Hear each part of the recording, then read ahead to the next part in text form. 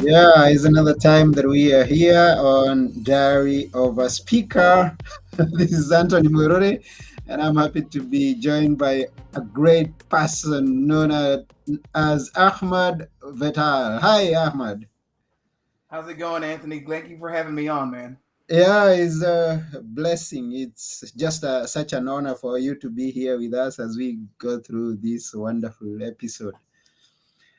Now, I remember that some time back we connected together on the other podcast and we had a great time. And thank you for always being the great person that you are. Well, I appreciate that, man, and it's always good to be on with good people and share some words of wisdom with your audience. So I'm looking forward to that. Yeah, yeah. I believe we're going to have some great time. And if you are there out there watching us, say hi to us. Have a comment, have a question, we'll answer. We'll be glad that we are having you here. And let's dive into this. Here at Diary of a Speaker, we talk about speaking. The speaking only, speaking as an art and speaking as a business. And we are always very happy to have some experienced speakers join us because we learn a lot and we get maybe to get trained at some point. We don't know. So let's go in and find out what's in it for us. But first, you can just let us know who Ahmad is for someone who's not seen you before. In brief.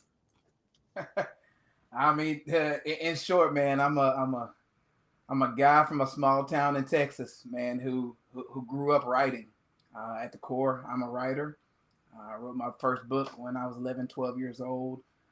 I worked for professional newspapers from the age of 14, almost all the way up through my adult career. So writing has always been the foundation, but obviously I became a speaker because I wrote my first book in 2011, which is right behind you, Awaken the Baller Within. And from that, I had a mentor, and I was like, "Hey, I got this book. What do I do with it?" And they was like, "Well, if you want to, sell your book, you go speak." And I was like, "Oh, that's what you do. Okay, great." So I remember selling my first batch of books to a high school out here in the Houston area. I sold 80 copies, and he gave it to his football team. And I told him, I was like, "I'll come speak at your place." And so that was my first quote unquote sort of paid keynote. And my second one came not long after that. There was a gentleman I knew from the coaching profession because I came up during sports writing. That's where my writing first started. Especially out here in Texas, football is very major, and so I was doing football recruiting analyst work through many of the different schools out here in the Texas area. And there was a coach who had a football camp out in East Texas, and he said, "Man, I want to bring you out." And he's like, "Man, I'll pay you $300." And I was Mm. like, "Whoa, $300!" And back then, you don't know what you're doing, so $300, okay, we can go with that. And so he paid my travel expenses, and I remember going out there. I planned out this entire speech, and I can't actually remember what the actual speech was, even though it was my first paid keynote. But I remember getting out there, and on the way, he said, "Hey, man, I really don't think you should come because I didn't get the numbers that you were looking forward to speak to the guys at the camp." And I'm Mm. like, "Man, I'm on the road. I'm taking off work. My fiance is in the car with me. Like, we're coming. Like, we'll speak to whoever's there." What ended up happening, Anthony, is I pulled up and I was at a park in East Texas, a town called Tyler, Texas, out here in the Hmm. Texas area. And I pull up, and there are two middle school guys on a park bench. There were more Wow. coaches and parents than there were participants. And mind you, these two Uh-huh. guys weren't exactly like outgoing. They were very much introverts. And I'm doing a keynote to two young men on a park bench, right? And it's coaches and all that around. And I just remember looking back on that moment because I came back to that same location 3 years later. And by that time, Hmm. I'd gone international. I had spoken in a couple of countries by then. I'd spoken to probably a handful of schools by that time. And so many things had happened. I spoke in churches. I spoke to nonprofits. I spoke to small businesses. And, coaching people across the world. And I just remember going back there because I was working another camp that was in the city, but I had to go back to the place where my career had started. And I was like, man, my first event was right here to two young men for $300 in a grassy field at a park. And so, as we go into the whole idea of speaking, it's like sometimes when you look back at where you got started, it kind of refuels you on where you're going next, because we all probably started from somewhere of some level of humility where it wasn't big Mm, crowds, it wasn't big money, it was just we love doing this and we're going to give our best to this. And I've tried to take that same um, insight and that same encouragement and that same value and bring it to everyone whom I'm speaking to, even currently. And so I'm just grateful mm. for that moment, for that park bench with two young men who basically kicked off my speaking career. How far back was that when when you started Ooh, writing? I mean, that's got to speaking. be 12, 13 years ago. So that would have been Okay. right around the time Waking the Baller Within was published in 2011. So this would have been somewhere between 2011 and 2012 because the book was still new at that time. I Mm, hadn't. I remember getting my first large batch of books, and I had to save up so much money because a large printing was $2,000, and I had to pay cash, mm, no credit card. It had to be cash, and I was like, I had to save up so much money to try to make that work at the time, and mm. I'm grateful for those moments because you look back at that and you say, we've kind of come to a new Yeah, place. So especially when you imagine the way things have changed, the direction that technology has taken people. You look back and you're like, wow, what was happening there? absolutely. Yeah, it's good to remember our first speech when we make it. But I usually tell people that maybe the first speech that we identify as our first public speaking could maybe not be the first one we did because we spoke at school, we spoke maybe at church when we are. Can you remember an incident maybe when you are at school, you are asked to answer a question or something like this? Interesting to understand. It's always interesting to hear those stories. The one where you get stumped and you either forget or you just kind of lose it in real time, and someone asks you a question and it's just like, oh. But see, it is tough to deal with that in real time. But I've always been so Mm-hmm. transparent to where it's like if somebody asks me a question, even if I should know it, and I just have a blank, I'll be like, I'm having a moment, and I'm a little stumped on that, and then I'll kind of like follow it up with something else. But I have had moments where whether it was I planned for this and they need this now, and so I'm scratching notes on a dinner napkin, or I'm rehearsing something, and the notes that I had that was supposed to keep me on track completely either got left at home or I left it in the car and I'm up in 3 minutes. So those types of things they come up. And at that time, obviously, I wasn't as strong in my faith as I am now. When those things happen Mm. now, I just take a deep breath and just just ask God to just bring me through this and let His words become mine in real time. And that's happened even for where I am now. You'll be on stage and your emotions, your nerves will just kind of get the best of you. Maybe it's just a bad moment and you just like, but you utilize that, man. Like Mhm. people enjoy seeing your vulnerability, seeing that you're human, and it's just like, hey, have you ever had a day like this? I remember when I did a keynote one time where I did a keynote called "Wake Up a Winner," and it was based on the idea of waking up every day in full gratitude. Like I don't care Mhm. what's going on. Like you wake up every morning and you're running through your mind all the things you're grateful for, which is crazy because you and I were speaking about that pregame before we even got on this podcast. Right now, we can share with our audience. Mhm. Mhm. And there's a whole process I go through. Like when you get out of bed, your feet hit the ground, you're walking to, whether it's to your kitchen or whether it's to the restroom or wherever you're going, and you're just in your mind, just going through all the things you're grateful for. And so, Wake Up a Winner was a keynote that came from that. The problem is I got booked by this organization to come share Wake Up a Winner. It had a DVD, it had a CD with it, and it was like a whole study around it. And I remember showing up at that, and Anthony, I had one of those days where I don't know how much more could have gone wrong. Like I woke up, maybe me and the missus were, having a disagreement.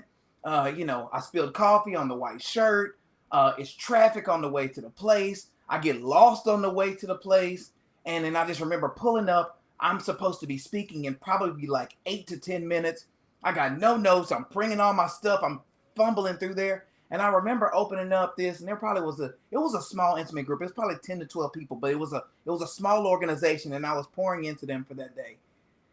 And I just remember going in front of them and I said, I came here and you all booked me to teach you how to wake up a winner.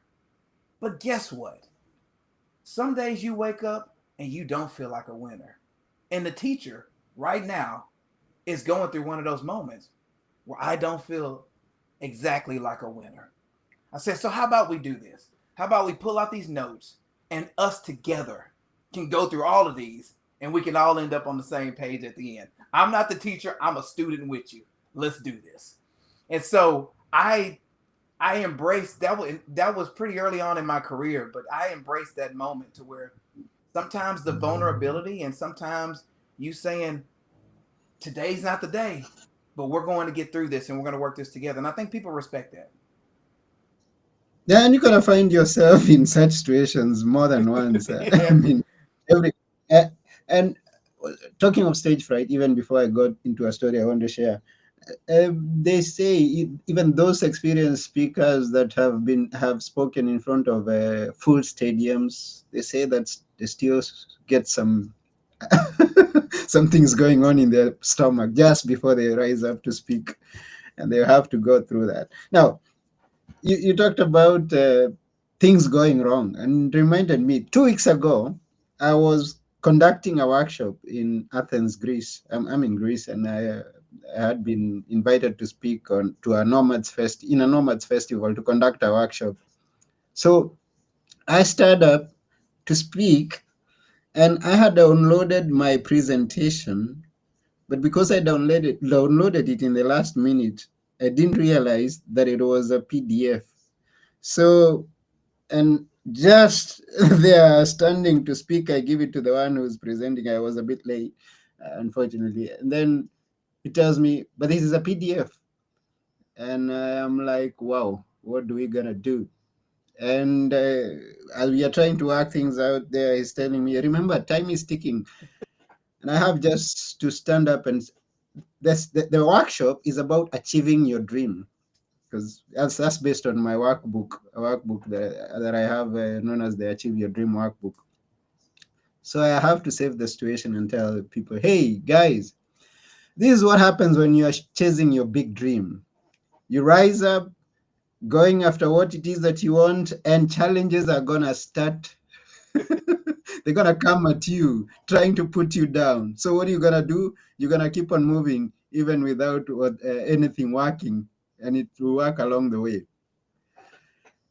And the good thing is that the guy who had the PDF, I think he remembered that there is AI these days, so he quickly converted it into a PowerPoint presentation. And I'm like, you see, if you don't stop and you keep going, things are gonna solve them.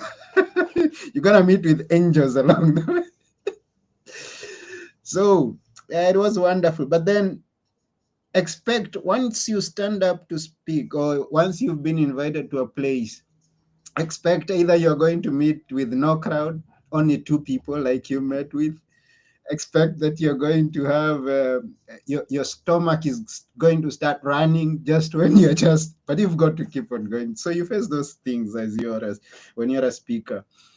uh, did you ever, maybe, okay, let's not dwell on those negative things. I want to hear one of your proudest moments as a speaker, up to today. Now, you sold your books. You started up as selling on stage, but then I know you've had several other experiences. Tell us a good one that will inspire us.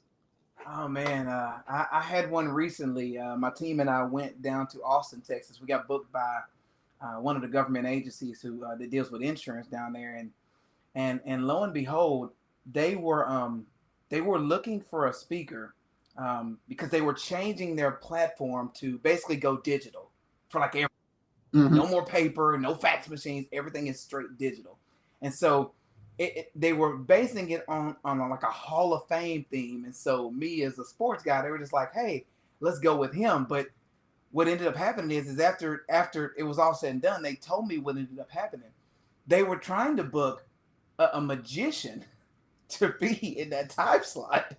And lo and behold, the way they explained it to me was like the magician said he was available at one time, and it was miscommunicated to the other person who was doing the booking, and it was like, well, there's a sports guy who could come in and open us up for the opening morning deal.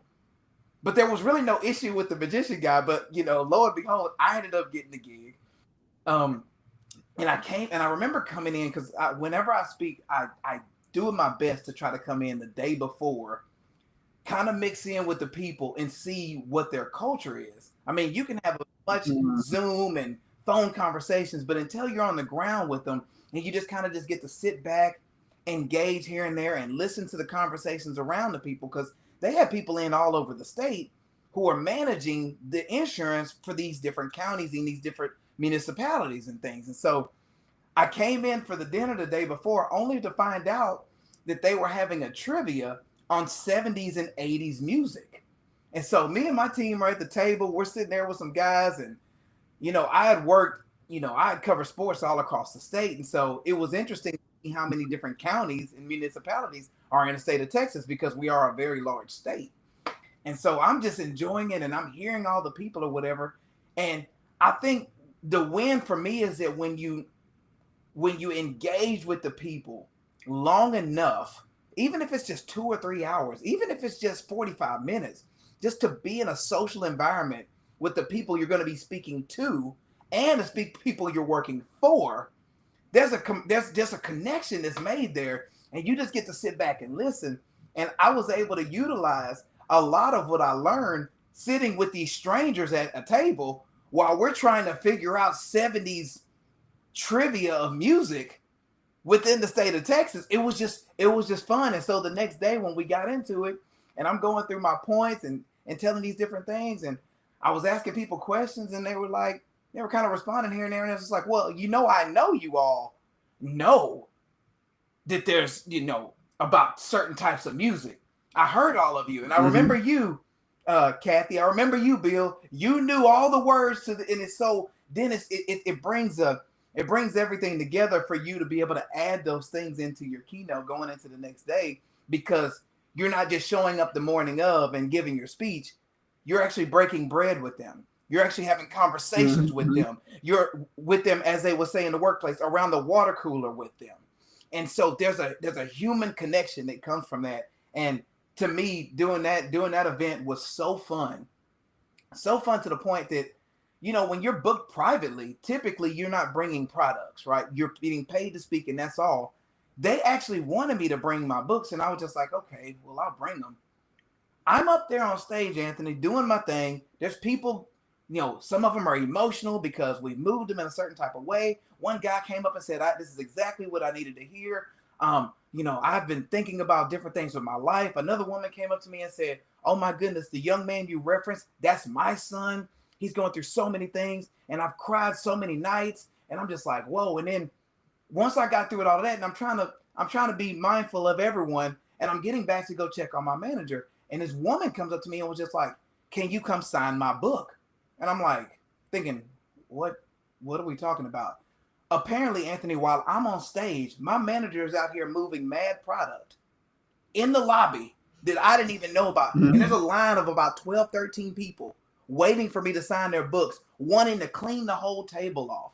And I think it was just a blessing, because I wasn't there for that, but because we had such a connection and I had poured into them in such a way, they were like, we want it all. We want everything that's associated with this man. And so that was probably one of the biggest wins I probably had in recent years, is to pour into that insurance group that booked me through my bureau. And it just moved me in a way to know that, not only do your words matter, but just caring and serving others is the greatest thing that we can do. Because the world teaches you differently, right? The world teaches you this about you. The world teaches you to go get yours. The world tells you that success is the only thing that matters. And that's actually a lie, because service, love, gratitude, impact, servant leadership, that's what life is about. Life is not about what you Mm, can get. Life is about what you can give. And when you give yeah. enough, shockingly, you know, love and good fortune comes back to you. Blessings come back to you. But we're Mm-hmm. always taught to like, hey, you go out and get yours, and then then you take care of others. It's like, no, my book says to give from what you have now, and then Mm, good and good measure will be will come back to you, and you do yeah. things lovingly, cheerfully, without strife, without struggle. You give because it's the right thing to do, and for no other Mm, reason. And I think when we get into that mindset, whether you're a speaker or whatever profession you go into, when we go and we lead with our mind and heart and wanting to make other people's lives better, man, sadly it took me 30 years to figure that out, but here we are, and I'm grateful that I got it before it was a quote unquote too late. yeah, and it's good that you got it. And it reminded me of a quote by a guy I used to hear very much. I used to like his speeches. Great speaker. I mean, because we have icons, and I don't even before I got that. Do you have icons? Do you have legends? Do you have mentors, virtual mentors, or even direct mentors that you look up to? Which could be they be? Maybe famous people. Well, I mean, I have a good crew of a solid Christian men around me right now. Now, none of them are Mm-hmm. speakers. Some of them are pastors, and some of them are just good family moral men who are professionals or whatever. But from the speaking Mm-hmm. world, um, I would say there's two gentlemen I really love to hear, and if I could somewhat duplicate their careers, I would follow the blueprint that they have. One is a man named John Gordon. He's written a lot of books. He's spoken in a lot of. He's actually written some books with some NFL coaches. Uh, he has Mm-hmm. books called The Energy Bus and Energy Vampires and different things like that. He's an awesome guy. And Inky Johnson, former Tennessee football player, injured, lost the ability to use. I think the left side of his body, of his arm was, I Mm-hmm. believe, amputated. And he's created an extremely great career through through speaking, and has a great and solid podcast and all those different things. Those two guys, to me, are some of the best and closest to who I would like to become as a speaker. There's a ton of good speakers. I mean, Les Brown was amazing. Is amazing, and there's a number of guys out there who are great, but the ones who align with me from the standpoint of them speaking in sports venues and just their delivery and just what their heart posture is and what they value most and what they speak on. I know Ink speaks a lot Mm-hmm. on representing your family every time you leave the house, and that just hit me hard because my father used to hit me with that every time I used to leave the house and say, "Boy, you represent me. You represent my last name. You represent the lineage by which your last name is associated with. So don't go out there and be screwing it up. Mm-hmm. You represent something else. And Mm-hmm. obviously you're talking about your lineage, you're talking about the body of Christ, talking about just the whole, whether you live in Greece, whether you live in America, whether you live in whatever country you come from. There's representation that you stand for at different areas and different points of your life. And we should honor those things, right? You're proud to be Yeah, this. You're exactly. proud to be part of this. You're excited to be part of this, Mm, and you put your mind and your heart towards all those things to make sure that when you go out, you are a solid and ethical and a moral representation of those things. mm-hmm. Exactly. Wow, and we can tell that really you are a sports person. That's those people you look up to are sports people. They have a sports. I mean, they are associated with sports. You mentioned Les Brown, so let me mention the other names that we know of that we have heard, like Les Brown. We have Jim Rohn, and the quote I was going to give was Zig Ziglar's Yeah, quote. He used to say, "If you give enough people what they want, you're definitely gonna get what it is that you want." yeah. Classic That icon. is that was going back into what you just shared. Absolutely, he's an Hmm. icon. Like I said, Rome, Ziegler. You can put Les Brown in that. John Maxwell. Like there's a litany. I got, if I flip this thing around, I'd show you all the, my library is behind here, and I mean, for as much as is over there, there's tons of boxes. It's like I need a bigger office, right? Yeah. I had to like pull some books off. I'm like, okay, which ones stay, which ones go.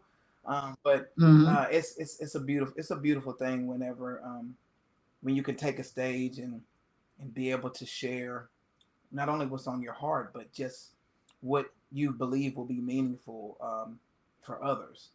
And, and when I think you Yeah. can lead in that kind of way and lead from the stage, not sell from the stage, lead from the stage, Need from the serve stage. from the stage. Yeah, yeah, That's yeah. when the game changes. When you're not looking for what you can get, but what you can give. And I know I bring that up so much because I want that to hit home with so many people because, I like the marketers. I like those people who just like, sell, sell, sell and all that. I get that and I love that. Mm, However, when we look at things through a more biblical lens, a more moral lens, a more ethical lens, not that those things are not ethical, but service, love, and gratitude must precede every transaction we do, right? mm-hmm. And if that means that maybe I'm not doing business with some people because they see things differently, that's fine. Because what I earn and what I receive doesn't come from me anyway. I have to just be the Yeah. willing vessel to be able to receive what my father has for me and puts me in position to Mm-hmm. be able to get what's needed. And yes, and once I receive that, I'm going right back out and I'm giving it and I'm sharing it with my family. I'm sharing it with my people. I'm sharing it with my teenagers. I'm sharing it with my church. I'm sharing it with my loved ones. Because Mm, that's where the heart of the matter is. We we we have to get to the place where we, you know, let go of self more. And mm-hmm. as speakers, I think that you have a great opportunity because you have the platform, you have the mic. You're on a podcast right now. There's many ways to be able to get a message to people, and our message needs to be centered more around that love, service, and gratitude, regardless of what you're Mm, speaking on. Whether it's marketing, whether it's spirituality, whether it's Christianity, whether it's um you know doing a how to of creating sales and different things like that. Whatever it is, whether you're a teacher or an engineer or whatever, it does not matter. The bottom line is that we're all here to give and we're here to serve one another, and that yeah. message cannot be Mhm. said enough. Exactly, and I agree with you, and that's very good. And we can tell even from what you're sharing, like the pocket is not something that you're very focused on with the service that you give. I mean, you don't look at your bank. It's not that you focus on your bank account, but then it still matters at some point because you have some bills to pay. You have you have some things to put, some food to put on the table, and other things to do along that. And some of the people that hear our read our diary or listen to our diary of a speaker, they would also want, because some of them are just beginners. They dream of maybe getting into a speaking career, and sometimes they are excited by numbers. Maybe we can hear from you a number that has been significant, even though maybe you didn't push for, like the 300 you didn't have to push for, you just offered. Um, but what could be a number that could excite someone that you have come across, that you've been offered or paid? Ah man, I've gotten a five-figure offer before. I haven't hit that six-figure offer, at least not for speaking. I mean, not many eclipse six figures to speak. I mean, that's just a whole. I'm talking about like in one setting. But I did get a Mm-hmm. five-figure contract from a nonprofit at one time. I was creating curriculum for young kids. They focused on three things: love, respect, and gratitude. Um, and Okay. um, and I would go in a couple of times a week. It was an after school program, and I'm teaching everywhere from 5 up to about 10, 12 years old, and just giving them the basics, right? What is it? And we'd have little activities. We'd cut stuff out. We'd make little crafts and things like that. but it was all based on the fact of how they can learn to live with one another. Right? Mm. And while I say love, respect, and gratitude, all those kind of intertwine with each other. But like I would create such a, it was the biggest contract I'd ever gotten, and I did it for one, two, 3 summers in a row, and I even did a little bit during the school year too. It just that got to be a little too hectic for me to for the commute was a little too far. But it was my first Mm. 5 figure contract. It was exciting, and even though I'm putting so many miles on my car, it was so amazing, and it allowed me also to know that I can have a good connection because I work obviously with youth. I work with basically teenagers and young adults, and most of what I do as far as coaching and ministry work and things of that nature. But that was the first time I got to work with K through 5 at a very very close level, and Mm-hmm. I realized I kind of created a culture within them. Like when, you'd have little stations set up to where like, hey, there's construction paper over here, and there's markers over here, and there's scissors over here, and there's glue over here. And when they would go and they would share things, the way they would share things would be to ask nicely, may I have this? And they'll say yes. And they had to high five each other to make the exchange.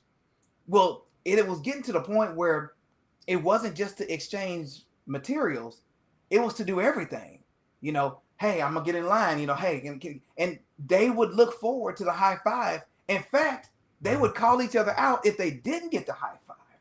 And so, Mm-hmm. whereas that was the biggest contract I ever had, it also had let me know that the next generation could be in a better position with some of the smallest little things, what seems small. Mm. But, some of those kids now are probably in middle school, possibly pushing high school now. I'm wondering if some of them maybe held on to some of those beliefs, to some of those values that they were given at that time. And so, um, that number excited me, but what ended up happening in the end is that the results of what they were able to accomplish as a group probably Mm. excited me more. And it took me getting into that spot to realize that, I can provide value. I can generate revenue. I can be able to earn at a very high clip. But I know that my impact is going to go well beyond what my bank account shows. And so I'm obviously, like you said, I'm in a home right now. There's a mortgage on the house. We got to handle this. Mm-hmm. However, I know that the bigger picture is for legacy, is for impact, is for leaving a level of inheritance that goes beyond just money, and I want to leave some type of lasting impact, even starting at my age now. I want to continue to do that. Wow, that's wonderful. We are happy for that, and we're wishing you the best. And talking of wishing you the best, what could be in the future? What's in the books? It's that question is so timely right now because I just started doing my new goals going into for the next 15 months. Obviously, we're closing out 2025, but usually you do yearly goals. But because I'm starting them at this time, and it's very important for me to do them now in the month of October, I was like, Mm-hmm. let me go and do it. Let's do a 15-month game plan, and then if we need to reassess at the start of 2026, then so be it. Um, but I'm excited and I'm expectant. Um, Obviously, the goal is to get 3 to 5 speaking engagements per month. Working on that, but mainly, Anthony, the main thing is I want to work on is systems. Right, I have creative ideas. I have the ability to be able to write, but the systems, the emails, the follow ups, the um, seeking new leads, things of that nature. That part, where possibly a VA or someone like that can come on. Those are the types of things I want to focus on. I want to read more books this year. Obviously, I'm about to um, finish my yearly plan in the Bible right now. But moving forward, I want to read more strategic books, to more books to where I can be better in the speaking profession while also bringing some of the ministry into that as well. Because I do get a great opportunity when I go speak in these schools, whereas I'm speaking to the athletes and I'm speaking to the coaches. And it's like, before I jump on the plane, hey, you all want to sit down and have a Bible study. So that is something that I'm working on as well, to where I'm providing some ministry on my way out. Not forced. I don't need to force this. Like, Mm. love of Jesus goes before me. I don't need to force this, Yeah. but I offer it in addition to that. And that's not part of the contract. Yet it's written under there like, hey, here's some optional things you want to do. And I'll do it with the students. I'll do it with coaches. I'll do it with all of them. And so I want to lead in that direction more, and be able to get more bookings. And also, I want to learn a second language this year. Which That's could be?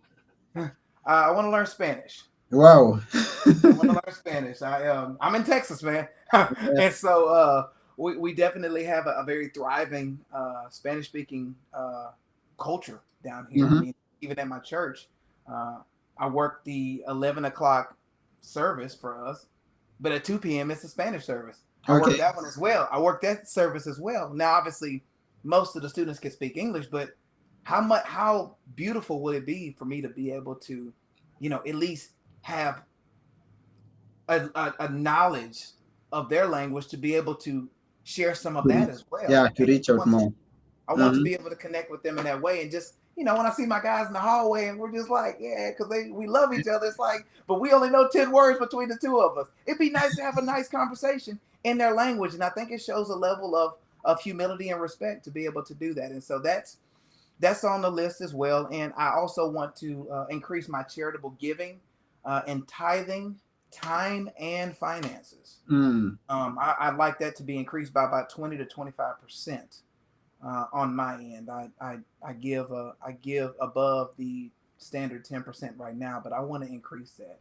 I Mm. want to make more of an impact in the world, and so I want to generate more revenue so that I can quickly give more revenue out. Wow. That's wonderful. Wonderful, wonderful, wonderful. And we are wishing you all the best in everything. Um, Before we go, because I think our time is up, we don't want to stay here all day, but even before we say that, we really appreciate you coming and everything that you've shared with us up to this point. Before you go, speak to someone who is contemplating getting into the speaking world. What would you tell them? Um, First and foremost, decide what you want to speak on. That's number one. Um, Absolutely go seek out those who are already doing it. Uh, Obviously, at the big level, you can look at some of the larger speakers, but find someone locally. Find someone who's within the school system, within the church system, maybe is with a nonprofit. Do a little bit of research, start asking around, because the main thing that you're going to need is you're going to need support, and you don't do any part of life alone. So Hmm. seek out some counsel, seek some loved ones, seek some people who can help you, because when you come and you open yourself up, submit to them, and be have some humility towards them, a lot of people will look to help you, and they won't send you an invoice for helping you. They actually want to cheerfully help you, and so seek them out. And then I always say, start where you are. People are like, well, where am I going to speak? Well, find a little small group of wherever you're part of, whether it's in your job, whether it's at your church, whether it's what you can find an audience of about 10 people, and test drive all your material that you need to. And so Hmm. start speaking in those situations, and libraries, and just small groups. Just ask someone like, hey, I got a short presentation. I like to present it. It's about 20 minutes. Can you all be an audience for me? More than likely people are going to say yes. And so start there, start small, and over time you build up your more confidence, and then you continue studying the different platforms, get with speakers who are already doing the work, and then you just go do it, and don't worry about it being right, perfect, or whatever the words people come up with, when it's just like, well, it's just not that good. You know what? You and I look in the mirror sometimes and be like, that keynote wasn't so good, but we still do it, and continue and be open, and have people in the audience who can critique you and give honest feedback, and don't wear your feelings on your shoulders. Accept the constructive criticism that comes to you, right?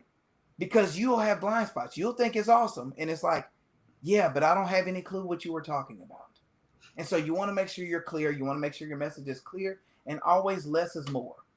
whatever you have for your time, you don't need to go over the time. Be concise, be over with, drop the mic, and go meet with the people and hug some people on your way out. That's what I would share for somebody who's jumping in. Wow. Wow. Wow. Thank you very much, Ahmad. Those great insights there. So, someone who's listening and would want to get started on speaking, and we thank you for sharing them.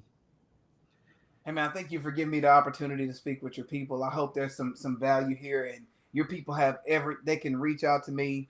I'll make some time for them. Just tell them they came to your show, Diary of a Speaker, man, and just say, hey, I'm sitting here. Anthony sent me here, and I'm just like, hey, what do we need? And we'll carve out some time, man, and I'll tie some time to some of your audience out there who's looking to maybe get a little bit more insight in this, and I'll share what I know, man. I have no reason to withhold anything. I want more people to win. I want more people to love, and I want more people to serve.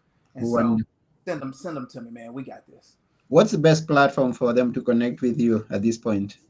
They can go to the website, ahmardvital.com. They can go to Instagram. Like if you type in Ahmard Vital, any of those platforms, you can reach out to me. My email is on all of those.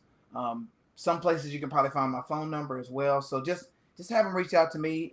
DM me on any of those platforms, and for the most part, it'll get to me. And if not, just keep digging somewhere in there, whether it's Instagram, whether it's Facebook, or wherever they can find me, and we'll make the connections. And if I'm not able to assist, tell them to press me, and I'll find somebody who can. If it's not me, and so Wonderful. I want people to get what they need, even if it's not from me. I definitely want to make sure that everyone is getting the correct information that they need, and they're able to move forward in whatever career choice they make. Wow. Wonderful. Wonderful. Thank you. Thank you. Thank you very much, Ahmad. It's been a pleasure and a blessing to have you on this show. Thank you. I'm grateful. I'm so grateful to be part of your show, Anthony, and I'm more than welcome to come back if there's anything more specific that we need to talk about in the future.